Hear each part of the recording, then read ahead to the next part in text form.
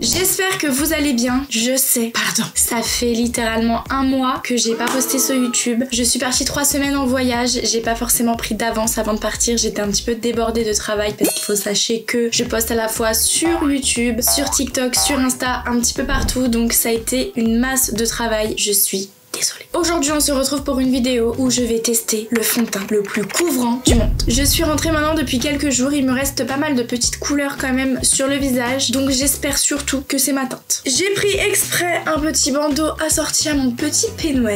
On n'est pas bien là comme ça. Il y a un petit moment je suis partie à Prague avec la marque Dermacol. D'ailleurs mon petit peignoir est floqué Dermacol. Je suis partie à Prague pour justement découvrir le fond de teint le plus couvrant du monde. J'avais déjà vu ce fond de teint quelques fois sur les réseaux sociaux, mais je ne l'ai encore jamais testé. J'ai pu choisir plusieurs produits, pas forcément que du fond de teint, donc on va essayer de se faire une petite full face. Voyage à Prague, pourquoi? Parce que Dermacol est une marque qui vient de Prague, je n'étais pas non plus au courant de ça. Pendant le séjour, pendant le voyage presse, on a pu découvrir du coup la boutique Dermacol qui se situe directement dans Prague, et de là on a pu découvrir toutes les nouveautés.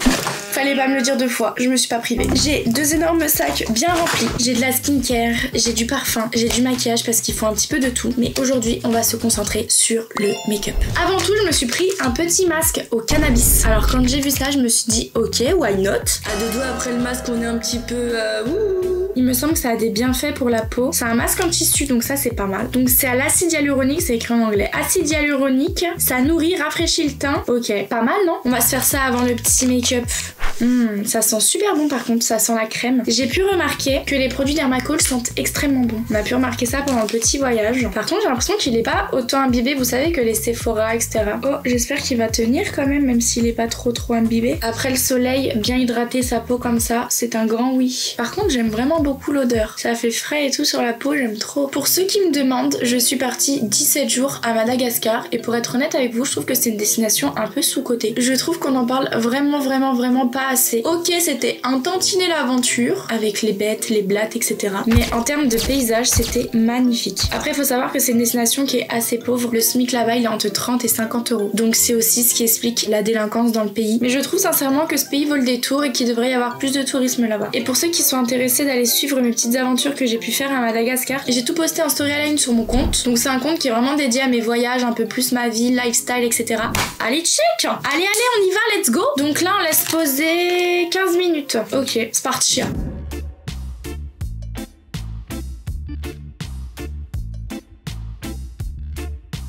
Les 15 minutes sont passées, on voit déjà que ma peau a bien absorbé le produit. Ok. Et là ils disent de masser un petit peu le visage pour bien faire pénétrer le masque. On n'oublie pas le coup. Ok. Ensuite, toujours dans la même gamme cannabis, je me suis pris la petite crème hydratante, donc je l'ai pas encore testée. Oh, je me souvenais plus qu'elle était comme ça la crème. Sympa. Petit packaging très original. Ah, c'est marrant, ça a pas du tout la même odeur que le masque. Ça aussi, ça sent bon. Ah, elle a l'air bien épaisse cette crème. Ah, elle est bien épaisse quand même. Ah, l'odeur, elle est très agréable. Ça sent un peu plus la nature que le masque. On sent un petit peu l'herbe quoi. Alors pour le coup, elle est très épaisse, mais elle pénètre super bien dans la peau. Pas mal. J'aime bien. Après voilà, c'est une crème hydratante, mais elle colle pas. Elle fait pas du tout de fini gras sur la peau. Il y a un petit côté glowy et tout. Franchement, pas mal du tout. Ensuite, je me suis pris ce petit produit. Alors on dirait un peu comme les gouttes de soleil Drain que je mets d'habitude. C'est un prime highlighter, donc c'est une base highlighter et vous avez comme des petites paillettes à l'intérieur. Et je me suis dit, avec un teint un peu bronzé comme j'ai là aujourd'hui, ça peut être pas mal. Je sais pas si c'est pas trop clair. Ok, je pense que ça suffit. C'est peut-être limite trop clair même. On teste. Alors pour le coup, il teinte pas trop. Alors après, je sais pas si c'est parce que c'est moi qui suis trop bronzée pour le produit. Alors je suis pas non plus méga bronzée quoi, donc je sais pas. Pour le côté un peu glowy et le côté highlight, c'est ok, mais je sais pas s'il avait une formule teintée ou pas. En tout cas, si c'est le cas, ça va pas fonctionner. Mais pour le côté glowy, c'est ok. À voir avec le fond de teint. Est-ce que vous êtes prêts à découvrir le fond de teint le plus couvrant du monde? C'est parti, let's go. J'ai 3 teintes parce que bien sûr je savais pas me décider. J'ai la teinte 224, 226, 228. Sauf que le problème dans ces packaging, c'est que pour le coup, on n'a aucune visibilité de la couleur à l'intérieur. Vous voyez ce que je veux dire? Moi j'aime bien pouvoir apercevoir un peu la couleur. Ça c'est la teinte 226, ça c'est la teinte 224. Ok, on est censé les différencier comment? C'est un peu compliqué. Le truc que je trouve positif par contre à ce fond de teint, c'est qu'il existe énormément de teintes. Ça c'est un grand oui Dermacol. Ce fond de teint est connu entre autres pour pour la couvrance qu'il apporte. Il est super méga couvrant. Il couvrirait des tatouages. Moi je le connais plus comme ça ce fond de teint. À la base je le connais parce que sur les tournages de films par exemple, ils utilisent ce fond de teint pour couvrir les tatouages. On va voir. Nous on va tester sur le visage directement. Donc vous savez c'est les embouts là comme ça qu'on perce directement. J'espère que je me suis pas trompée sur la couleur. On va voir comme ça déjà. Ça me paraît un peu clair. On va partir sur le 228 directement. Hop, je retire ça. J'ai trop hâte de tester parce que tellement j'en ai entendu parler de ce fond de teint. J'espère qu'il va pas me décevoir. Donc je viens prendre la teinte 228. Purée, celle-ci elle me paraît hyper foncée par contre. Oh, je vais être orange. Non, non, non. On va rester sur la 226. Purée, je suis hyper indécise là, j'aime pas. Non mais parce que le but c'est pas non plus de changer de couleur quoi. 226. Écoutez, je vais en mettre comme si c'était une crème, ok? Donc je vais en mettre comme ça, comme ça, comme ça, comme ça. Sympa. On va utiliser celui-ci pour appliquer le fond de teint. Je pense qu'il peut être pas mal. Ok, on commence par le menton.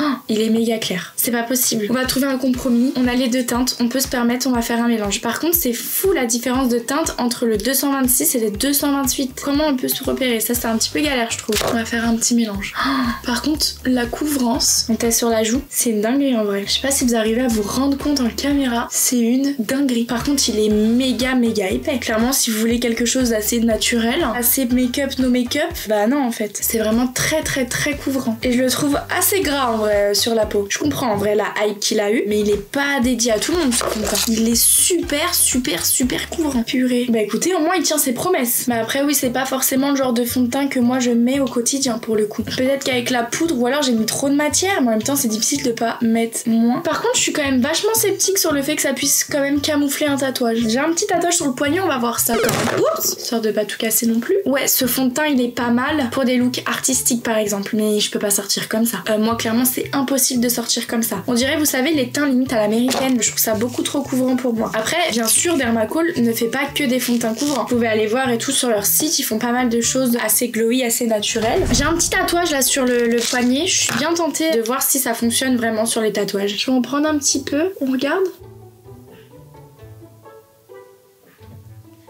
Où est mon tatouage? Ah ça par contre c'est une dinguerie. On va regarder sur d'autres tatous là. Ok.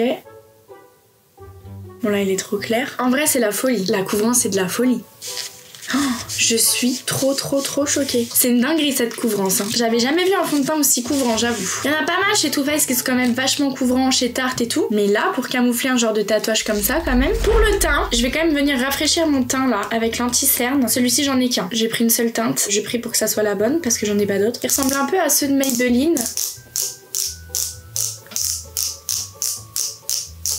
C'est long quand même à venir, non? Ah ça y est, ça vient. Donc celui-ci, c'est Camouflage Concealer Extrême Correcteur. On a le petit embout qui est sorti. Je l'applique directement. C'est extrême couvrance aussi, ça se voit. Ah par contre, je pense que je vais plus aimer l'anti-cerne. Moi, je suis une meuf d'anti-cerne. Je suis pas forcément très fond de teint. Donc là, ça me parle plus. Hop, j'en mets sur les arêtes du nez. Ok, je vais venir reprendre, je pense, mon même pinceau que tout à l'heure. Mais un teint comme ça, tu le poudres pas, t'es fini. Tu fais la bise à quelqu'un, c'est fini. Elle est maquillée avec toi, la personne. Bon, l'anti-cerne, pour le coup, il rattrape un peu la teinte. Mais c'est un délire comment c'est couvrant. Même l'anti-cerne. Je suis sûre l'anti-cerne il peut couvrir aussi le tatouage, on va essayer. J'ai l'impression d'avoir de l'huile sur le visage. Ça va être notre nouveau test. Attendez parce que là c'est de la triche, j'ai encore du fond de teint dessus. Je vais prendre ma petite eau micellaire. Elle est au cannabis aussi. C'est fou ce qu'on peut faire. Hop, ok, tout est bien parti. Je vais venir prendre mon anti-cerne.